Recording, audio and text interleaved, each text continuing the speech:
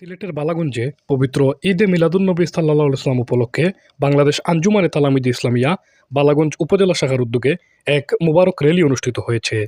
আজ 23 সেপ্টেম্বর সোমবার সকাল 11 ঘটিকায় র্যালিটি বালাগঞ্জ বাজার প্রদক্ষিণ করে পূর্ব বাজার জামে মসজিদে গিয়ে মিলাদ মাহফিলে মিলিত হয়।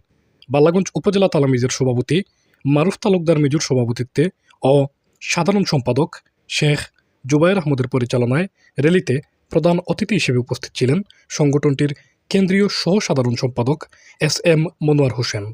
এ সময় বালাগঞ্জ উপজেলা আল ইসলাহ তালামিদ ইসলামের নেতৃবৃন্দ সহ সমাজের বিভিন্ন পর্যায়ের ব্যক্তিবর্গ উপস্থিত ছিলেন।